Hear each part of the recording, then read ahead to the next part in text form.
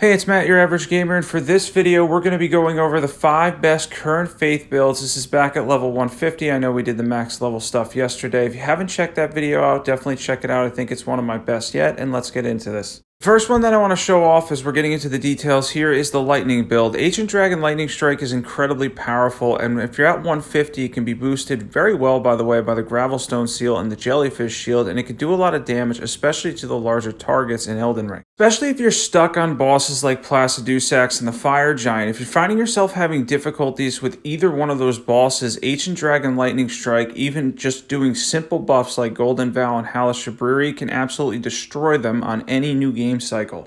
You'll be crushing it from the skies using your lightning abilities, and if you haven't done Ancient Dragon Lightning Strike or a build focused around it, especially if you think that it's a lot of RNG related, just remember that it has a huge learning curve, but once you learn it, you can start to destroy even some of the smaller bosses in the game as well. It is undoubtedly one of my favorite, and obviously it's one of the most potent in the game. It's essentially the Comet Azure of Faith builds. I've said that in my videos previously before, but if you're a mage build and you know the power of Comet Azure and you switch to incantations to the lightning build, you're going to realize really quickly that Ancient Dragon Lightning Strike mimics Comet Azure in many ways. The Fire Giant on phase 2 is actually really easy, a little bit more difficult to get the one shot on the first phase, but during his second phase, if you just rebuff with something like Hellish Shabriri and then you charge your Ancient Dragon Lightning Strike and then cast it in front of him, all of the lightning will hit him and it'll go down very hard. By the way, everything's in a completely random order. These are my top 5 faith builds. Let's get into equipment for the first one.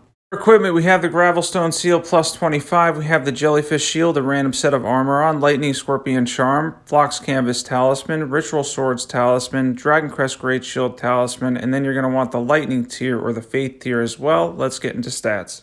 A few of the stats in this video are going to look similar. I think I had to respec twice, so a couple of them are different. But for this one, you're just going to get as much faith as you possibly can. And then I had 20 strength, so I could use the Jellyfish Shield. You can use dual seals, but keep in mind it is 5% less than the Jellyfish Shield.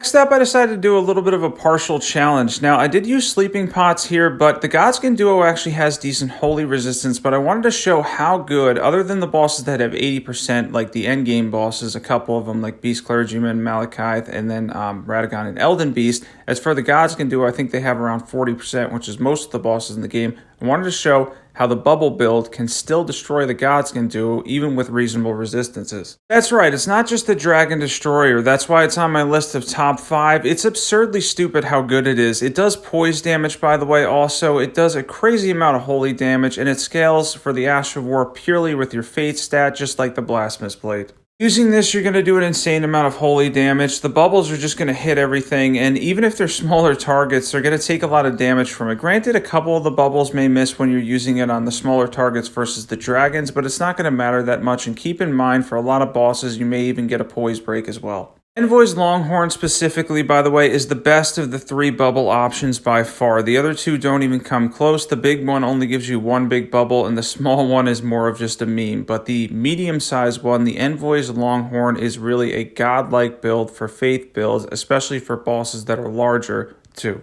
That's why I ultimately chose showing off the Godskin Duo here, because instead of destroying a dragon, which would have been really easy to do, even Placidusax is incredibly easy with the Envoy's Longhorn, I figured to be a little bit more of a challenge to start off with Sleeping Pots, but then do the rest of the fight normally with the bubble build. See how tough the Godskin Duo is on New Game Plus 7 against the Envoy's Longhorn, and I got to admit here, as you can see on screen, they're not too tough because the Envoy's Longhorn is pretty absurd in the amount of damage it can do and how consistent it is. And by the way, like the endgame bosses, the couple that I mentioned before, it's going to be a little bit of a challenge to use this build against them, but you're going to have the same stats. Keep that in mind. This is a 2-for-1. You can easily switch to the Blasphemous Blade and then use the bubble build for fun or for larger targets. Both work with the same identical stats. They basically have the same stats and the same scaling. And as he does his annoying rolling thing, which I think goes on way too much longer, or way too long in general compared to what it used to. Maybe that's just me, but I feel like it goes longer than it ever did. I remember the launch Godskin Duo actually stopping that, especially after it hits you. Now it just hits you and continues to roll. But anyways, back to the Godskin Duo. Let's finish this off with the bubble build, and we're able to do a good amount of damage. He actually set us up to hit him pretty hard there when he was stuck there rolling, which ended up for a nice setup to use the Envoy's Longhorn. Now that we've also vanished the Godskin duo as we're taking some late game bosses on New Game +7, let's get new equipment for this one. For equipment, we have the Envoy's Longhorn, preferably +10. Any seal will do. A random set of armor on the Crucible Knight set. I like this set. Sacred Scorpion Charm, Shard of Alexander, Ritual Swords Talisman, Dragon Crest Great Shield Talisman, and then you're going to want the Holy tier, and again, you can also throw in the Faith tier or Defense tier. Let's get into stats. For stats, same setup and same deal. Since you're going to be two-handing this, you can go for something like 20 strength, maybe in between 16 and 18 strength. And then since the Ash is pure faith and pure holy damage, you can just go with your faith stat all the way up until around 70, and you're going to get massive damage from the Envoy's Longhorn.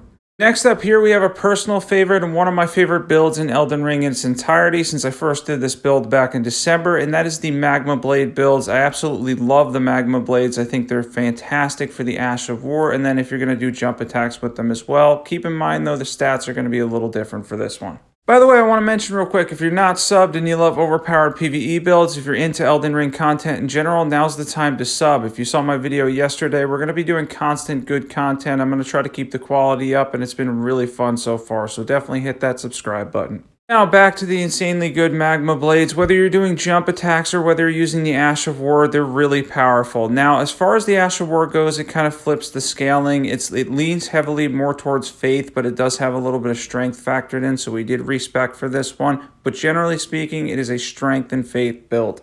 Don't worry, the Draconic Tree Sentinel isn't going to be too much trouble for us. Between a combination of jump attacks and then using Magma Shower, you can get a lot of damage out of this. By the way, Magma Shower can also, like the bubble build up some poise damage as well. Let's get into equipment.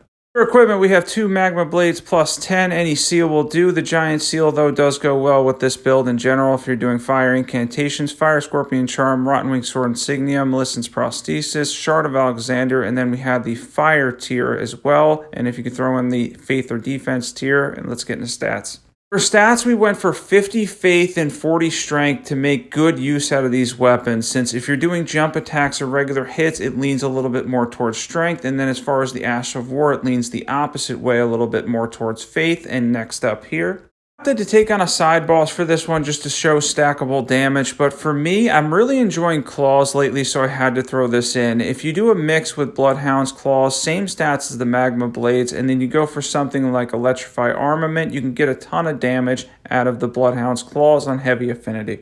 Yeah, Electrify Armament will give you a good amount of damage with 50 faith, and then with 40 strength, you'll have enough to get physical damage off the weapon as well, and then they scale well with heavy affinity Bloodhound's Claws specifically, and then you have a little bit of innate bleed buildup as well. If you want to, you can also use Blood Flame for this build, and you'll get around 100 bleed buildup in total, and you can absolutely shred through the bosses that aren't immune to bleed, and it does a lot of damage. But for this, I wanted to highlight how good Electrify Armament can be, especially since we're heavily focused on faith for this build. Sure, do I get a little bit beat up by Margit? Yeah, it's not my shining moment there. Some of his delayed attacks are just a little bit difficult sometimes to time for me. But anyways, we chewed him up as far as his HP goes with Electrify Armament, a little bit of bleed damage, and again, a lot of damage from our faith and strength stats. Let's get new equipment for this one. For equipment, we have Bloodhound's Claws and Heavy Affinity. Any Ash of War will do, but Bloodhound Step is nice. Any Seal will do. Raptor's Black Feathers, Lightning Scorpion Charm for this build, Rotten Wing Sword Insignia, Millicent's Prosthesis, Dragon Crest Great Shield Talisman, and then you're going to want the Lightning tier, and then the Faith, Defense, or Strength tier. Basically, you're going to be boosting up your lightning damage, and you're going to be getting stackable damage with everything that we use there. Let's get into stats for this one. Same stats here, strength and faith mainly that we're going for. You're going to be using Electrify Armament, so that'll pull from your faith stat, and then the strength gives you enough damage for the Bloodhound's Claws, and then you can use something like Blessing's Boon, all of that stuff you get to use as faith builds and buffs like Golden Vow and Hellish Brewery. And next up is the most obvious one on this list, the Blasphemous Blade. See, unfortunately, you can't make a list without the Blasphemous Blade being in it anytime you're talking about faith. It is the best faith weapon in the entire game, in my opinion. It may be one of the most simplest and easiest weapons to use. You can trade often with it. You can heal back HP, and it does fairly good amount of fire damage as well. So I always thought since launch, and I've been playing the game since it came out for the most part, since the first week of release, and for me, I always felt like the Blasphemous Blade was going to get a nerf at some point, but now I'm thinking they left it this way intentionally to make the game easier for any of those that are struggling with certain bosses. See, it's too obviously good. It's not something like the developers of the game aren't going to notice. Like maybe Night Comet gets by because it's less used and because it's a spell and because magic's really powerful across the Dark Souls series and all that. But as far as the Blasphemous Blade goes, I'm pretty sure they know exactly how it works at this point. They've patched the game several times since launch and it hasn't been touched yet. Knock on wood, but I'm not sure at this point it will be. It may be a reliable weapon forever in Elden Ring and one of the most powerful overall in the top faith build. I know that was a lot and I traded with them at the end here, but that was because I knew that I could trade because that's the benefit of the Blasphemous Blade. You're always going to heal back and it ended up keeping me alive and it does that more often than not. One of the most powerful weapons in the game and probably one of my favorites. If you ever have to speed through or go somewhere quickly or if you're ever struggling with the boss, you can always switch to this awesome build. Now let's get into equipment for it. For equipment, we have the Blasphemous Blade plus 10. Any seal will do. We had the Crucible Knight armor set on. I had to remove the helmet, I think, because of equipment load. Fire Scorpion Charm. Ritual Swords Talisman. You're going to be at full HP a lot. Shard of Alexander. Dragon Crest Great Shield Talisman. Then you're going to want the Fire tier, and then you can throw in something like the Faith or Defense tier, which is what I normally use. Let's get into stats. No surprise here, as I mentioned earlier, same stats as the bubble build. You probably only need about 16 strength. You can pump your faith up to 70 or 80, and you're going to get crazy levels of damage out of the Blasphemous Blade's Ash of War Taker's Flame because it scales purely with your faith stat. For the foreseeable future, that will always be one of the most powerful weapons in the game. I really hope they don't nerf it because it does make speeding through, and sometimes if you get stuck on a boss, I think it helps a lot of players out using the Blasphemous Blade. Alright, I hope everybody enjoyed that video. Again, if you didn't check out my video yesterday, I'm going to leave that in the link in the description below. You definitely got to check that one out, especially if you're really high level. That was a really fun build video. We're going to be doing 3 parts for that one next weekend and the weekend after as well, and I cannot wait for that.